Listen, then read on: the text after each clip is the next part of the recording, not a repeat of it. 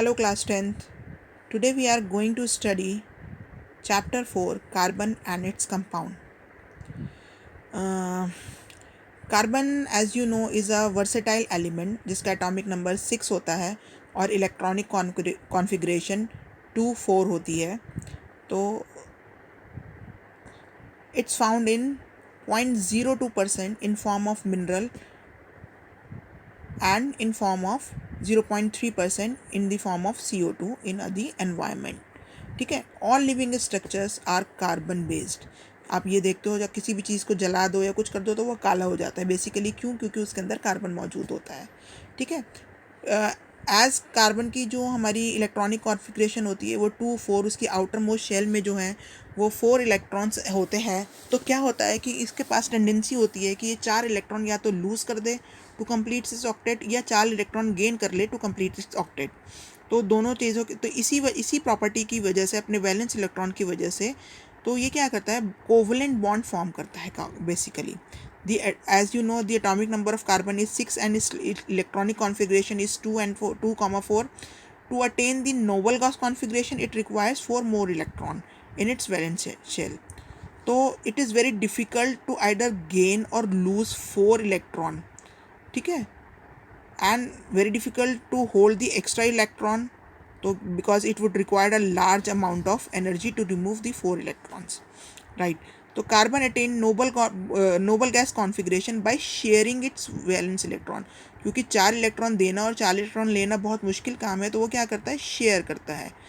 तो इस sharing of electrons को हम बोलते हैं कोवलेंट बॉन्ड. और जब हम ट्रांसफ़र ऑफ इलेक्ट्रॉन होता है, लूजिंग और गेनिंग, तो हम उससे क्या, कौन सा बॉन्ड फॉर्म करते हैं, आयोनिक बॉन्ड. पर यहाँ पर कोवलेंट बॉन्ड फॉर्म होता है इन केस ऑफ कार्बन. ठीक है. Atoms of other elements like hydrogen, oxygen, nitrogen, chlorine also show sharing of valence electron. Depending upon the number of electron pair shared, covalent bond is of 3 type. Single covalent bond, when single covalent bond is formed because of sharing of 2 electrons, which means one pair. For example, hydrogen, chlorine, methane, ये सब एक ही covalent, एक ही electron देते हैं या ले सकते हैं, तो ये सिंगल कोवलेंट बॉन्ड फॉर्म करते हैं. Then comes double covalent bond.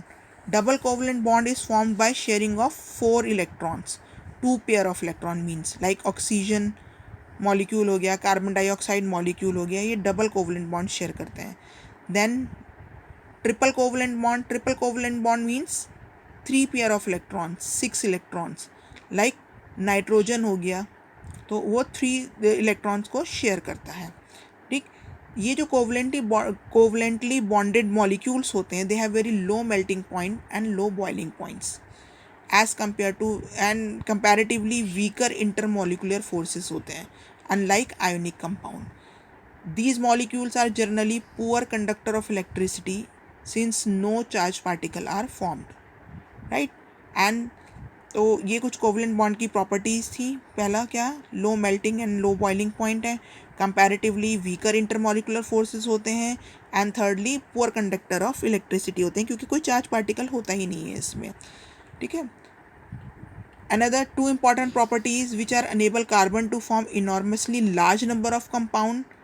उसकी कार्बन की एक तो प्रॉपर्टी हो गई कि वो कोवलेंट बॉन्ड शेयरिंग से वो मॉलिक्यूल फॉर्म्स करता है, जिसकी वजह से बहुत सारे एलिमेंट्स उसके साथ कंबाइन हो जाते हैं. जैसे अभी हमने देखा, नाइट्रोजन है, ऑक्सीजन है, हाइड्रोजन है, क्लोरीन है.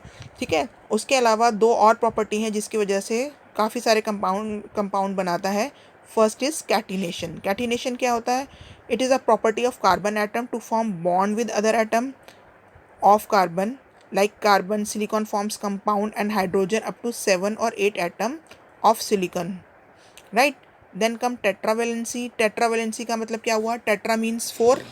Having a valency of 4, carbon atom is capable of bonding with atoms of oxygen, hydrogen, nitrogen, sulfur, chlorine and other elements. Since it required 4 electron, carbon is said to be tetravalent, right? Now it comes to hydrocarbons. The hydrocarbons मतलब as the name suggests, hydro and carbon. The compounds which are made up of carbon and hydrogen, the compound which are majorly made up of hydrogen and carbon atoms. ठीक है, carbon hydrocarbons को हम further classify कर सकते हैं saturated and unsaturated carbon compound. अब saturated carbon compounds वो hydrocarbons होते हैं इन विच हाइड्रोजन एंड कार्बन जो है वो सिंगल बॉन्ड शेयर करते हैं, उनको हम बोलते हैं एल्केन्स. एल्केन्स का जो हम एक जनरल फार्मूला होता है दैट इज CnH2n+2, मतलब जितने कार्बन के एटम होते हैं उससे डबल +2 हाइड्रोजन के एटम ज्वाइन होते हैं. लाइक CH4 मीथेन का फार्मूला होता है, तो C एक आ गया, ठीक है, उससे डबल +2 हमारे पास हाइड्रोजन होना चाहिए, मतलब 1 का डबल हो गया 2 + 2 4, तो CH4, ठीक है, तो मीथेन का फार्मूला हो गया. तो इसका जो जनरल फार्मूला होता है वो आता है CnH2n+2. Then comes unsaturated carbon, unsaturated hydrocarbons. Unsaturated hydrocarbons जिसमें जो डबल या ट्रिपल कोवलेंट बॉन्ड शेयर करते हैं, जो डबल बॉन्ड बनाते हैं उन्हें हम बोलते हैं एल्कीन्स, एंड जो ट्रिपल बॉन्ड शेयर करते हैं उन्हें हम बोलते हैं एल्काइंस. एंड ऑब्वियसली एल्कीन्स का जो फार्मूला होता है वो CnH2n, ठीक है, कार्बन से डबल होता है हाइड्रोजन के कंपाउंड. एंड एल्काइंस का जो फार्मूला होता है वो होता है CnH2n-2, ठीक है. अब एल्कीन्स के लिए alkene does not exist with 1 carbon atom, thus methane does not exist in alkene. Similarly alkyne में भी मिनिमम 2 कार्बन एटम हमें चाहिए होती हैं, ठीक. Now will discuss about the homologous series. Homologous series क्या होती है? A series of carbon compound in which functional group substitute the hydrogen atom is called a homologous series. These compounds have similar chemical properties due to the addition of same kind of functional group throughout the change. एक ही तरह के functional group add होते हैं इसमें. For example alkene के लिए जैसे alkene series हो गई, methane, ethane, propane, butane, CH3 आगे जुड़ता जाता है तो ये आगे चेन फॉर्म करती जाती है. एंड लाइक अगर हम बात करें एल्काइंस की तो CH2 डबल बॉन्ड होता है क्योंकि कार्बन का कार्बन के बीच में, तो CH2 करके हमारी चेन फॉर्म होती रहती है. And same way in alkynes जहाँ ट्रिपल बॉन्ड होता है तो CH की चेन हमारी कंप्लीट होती जाती है.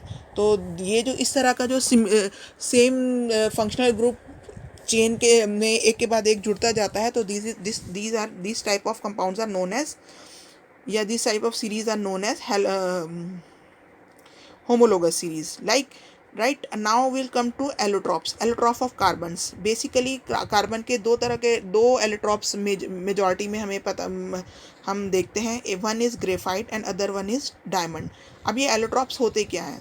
allotropes इज़ की कोई भी एक एलिमेंट अगर डिफरेंट फॉर्म में एग्जिस्ट करता है with different physical properties but similar chemical properties, तो उसे हम एलोट्रॉप बोलते हैं. कार्बन के 2 एलोट्रॉप हमने अभी डिस्कस करेंगे यहाँ पर, which is graphite and diamond, ठीक है. तो ग्रेफाइट क्या होता है?